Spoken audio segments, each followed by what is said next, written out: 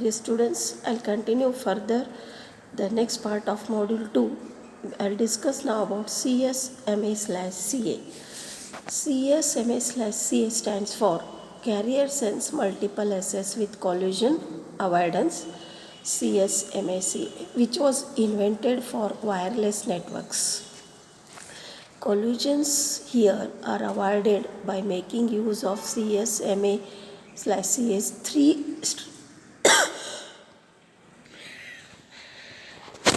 Collisions here are avoided through the use of CSMA/CA's three strategies. The three strategies are interframe space, the contention window, and the acknowledgement. So, which has been shown in the figure. Okay, you can see this is the flow diagram of CSMA/CA. You can see all the three strategies. Okay, you can see here IFS, then here it is contention window, here it is acknowledgement. We discuss RTS and CTS frames later. Now we discuss about interframe space IFS. Here, first collisions are avoided by deferring transmission even if the channel is found idle. When an idle channel is found, the station does not send immediately. Rather, it waits for a period of time called interframe space, in short IFS. So, what happens here is, though the channel may appear idle when it is sensed, even a distant station may have already started transmitting. The distant station signal has not yet reached this station. Then this IFS time allows the front of the allows the front of the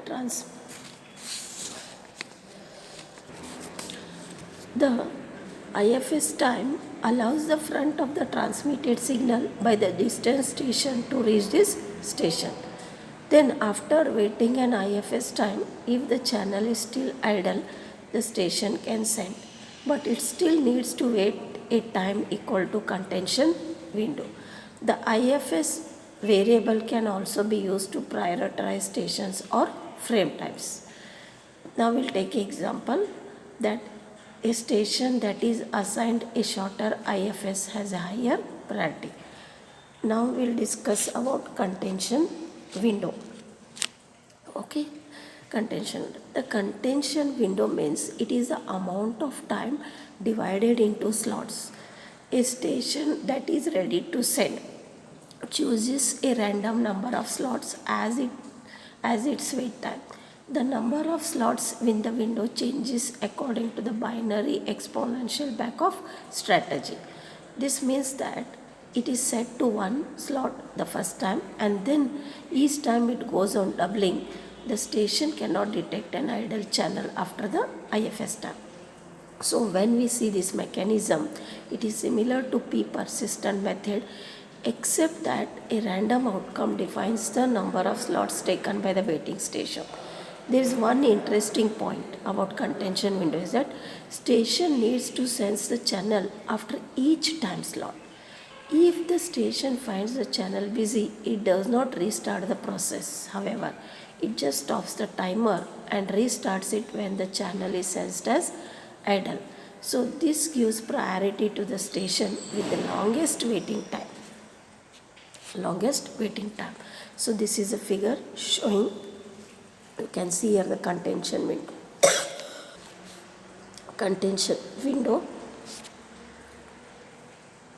Contention window. Next we'll discuss about acknowledgement. With all these precautions, there still may be a collision resulting in destroyed data. In addition, the data may be corrupted during the transmission. The positive acknowledgement and the timeout timer can help guarantee that the receiver has received the frame. Next, we'll discuss about frame exchange timeline. So there is a figure that shows the exchange of data and control frames in time. Okay, we'll see that figure later. There are two. First, we'll note the points regarding this frame exchange timeline. One, before sending a frame, the source station senses the medium by checking the energy level at the carrier frequency. Here, there are two parameters to be observed, 2 points. One, the channel uses a persistent strategy with back off until the channel is idle. B, after the station is found to be idle, the station waits for a period of time called DCF interframe space DIFS. Then the station sends a control frame called the request to send RTS. Second point is after receiving the RTS and waiting for a period of time called the short interframe space SIFS, destination station sends a control frame called the clear to send CTS to the source station. This control frame indicates that the destination station is ready to receive data. So this figure shows CSMA/C and NAV. NAV stands for network allocation vector. The third one is the source station sends data after waiting an amount of time equal to SIFS. Fourth, the destination station after waiting an amount of time equal to SIFS sends an acknowledgement to show that the frame has been received.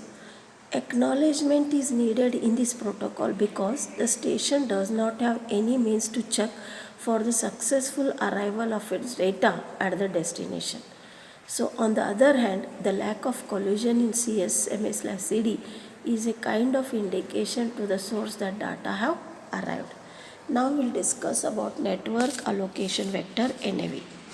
There is a first question that arises is how do other stations differ sending their data if one station acquires SS? So putting it in another words, the question can be again said as how is the collision avoidance aspect of this protocol accomplished? The key is a feature so called NAV.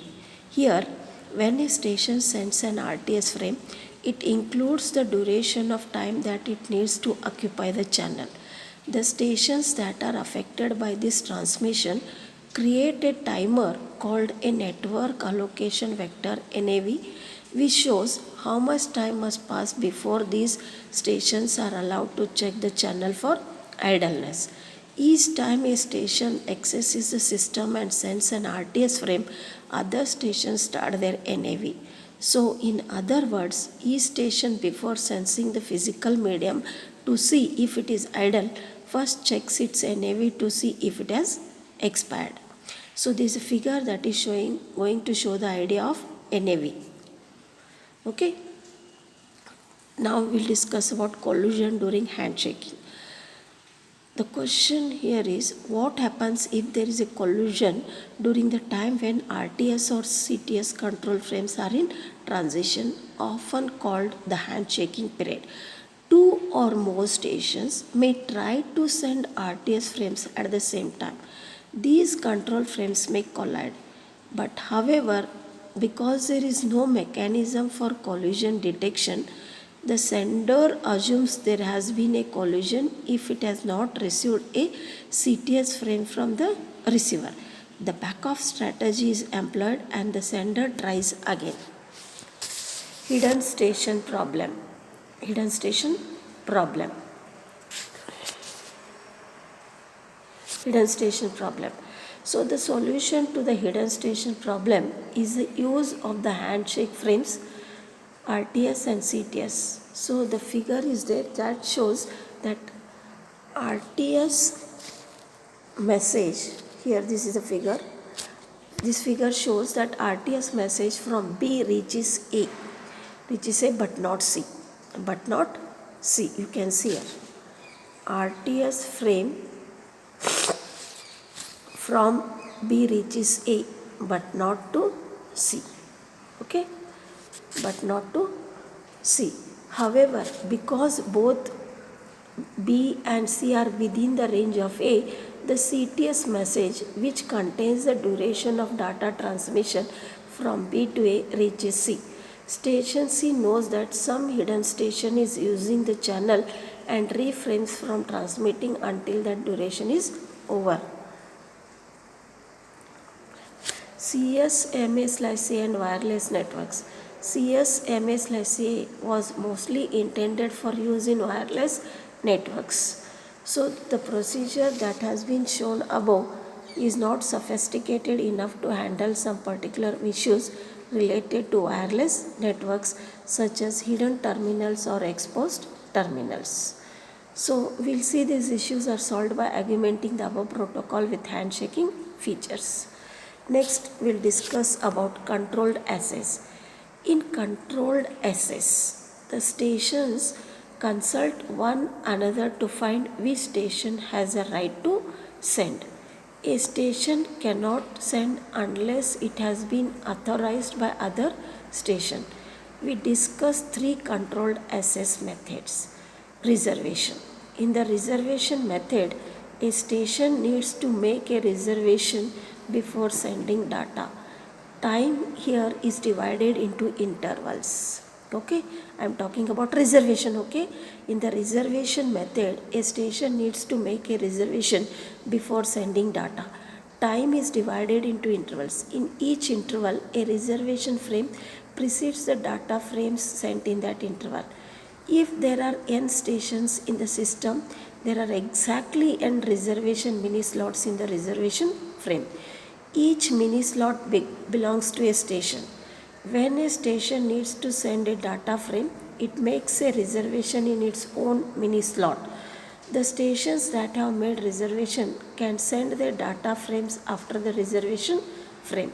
So there is a figure that shows a situation with 5 stations and a 5 mini slot reservation frame. In the first interval, you can see in the first interval only station 1, 3 and 4, you can see it. This is the first interval, only station 1, 3, 4 have made reservations. Then you can see in the second interval only station 1 has made a reservation. Okay, you can see that. Is it clear? Next we'll discuss about polling. This polling, it works with topologies in which one device is designated as primary station and other devices are secondary station. All data exchanges must be made through the primary device even when the ultimate destination is a secondary device. Here the primary device controls the link, whereas the secondary device follows its instruction. So it is up to the primary device to determine which device is allowed to use the channel at a given time. The primary device therefore is always the initiator of a session. So whatever is this method uses poll and select functions to prevent collisions. There are certain drawbacks. What is a drawback is if primary station fails, the system goes down. The select function is used whenever the primary device has something to send.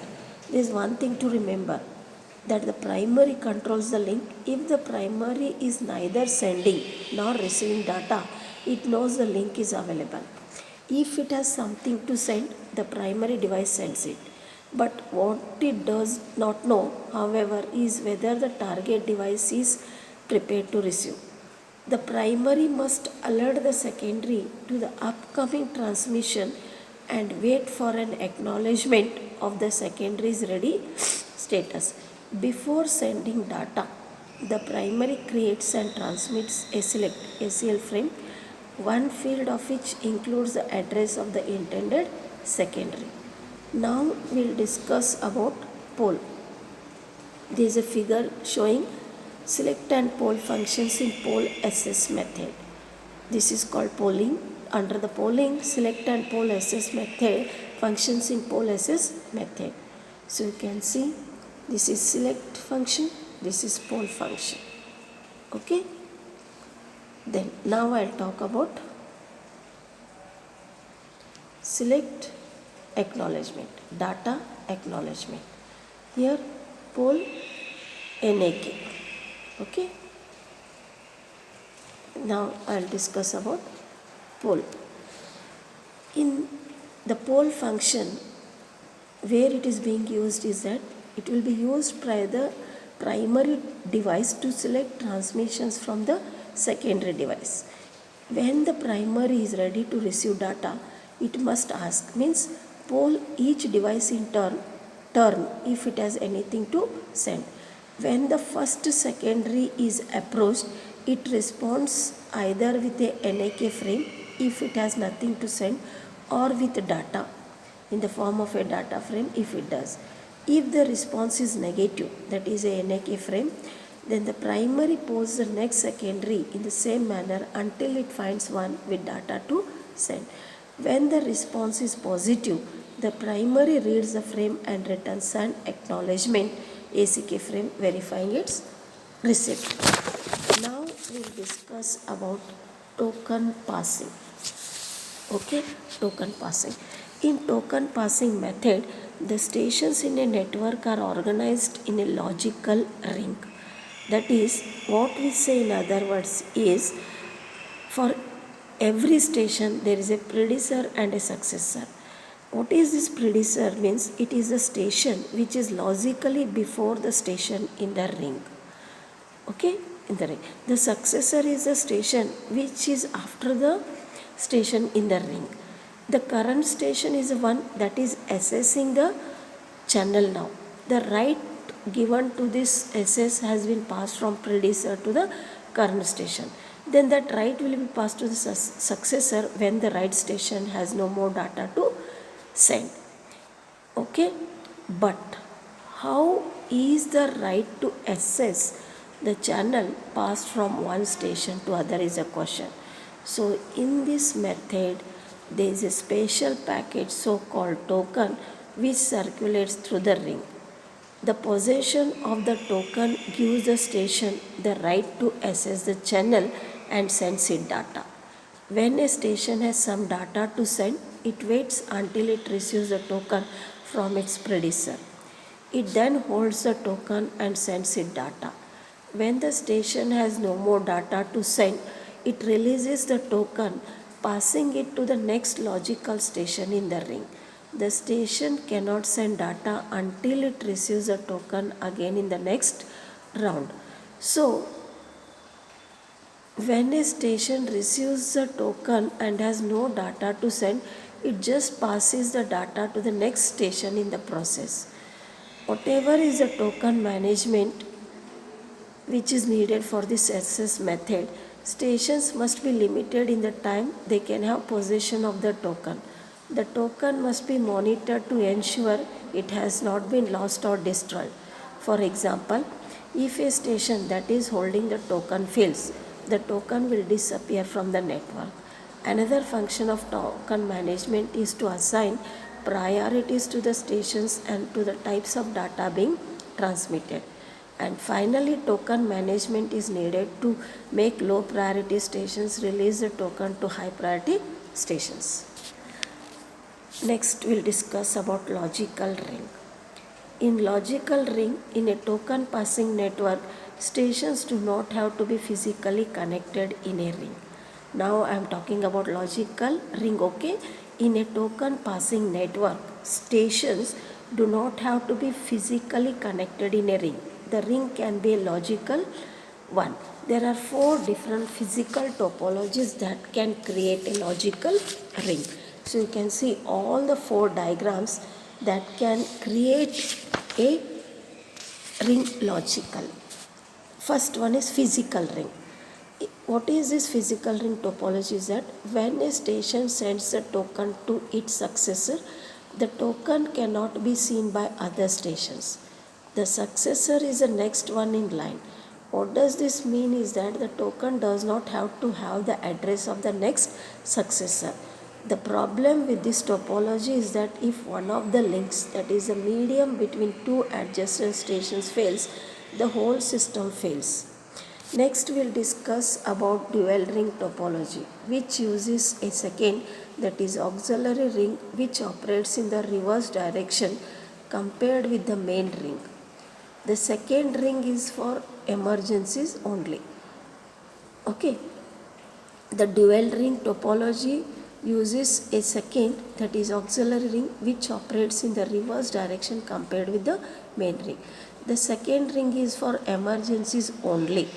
If one of the links in the main ring fails, the system automatically combines the two rings to form a temporary rings. After the failed link is restored, the auxiliary ring becomes idle again. Note that for these topologies to work, each station needs to have two transmitter ports and two receiver ports. The high-speed token ring networks called FDDI, Fiber Distributed Data Interface, and CDDI, Copper Distributed Data Interface, use this topology. Whereas in bus ring topology, also called a token bus, the stations are connected to a single cable called a bus. They, however, make a logical ring because each station knows the address of its successor. Okay, in the bus ring topology, also called a token bus, the stations are connected to a single cable called a bus. They, however, make a logical ring because each station knows the address of its successor. When a station has finished sending its data, it releases the token and inserts the address of its successor in the token. Only the station with the address matching the destination address of the token gets the token to access the shared media.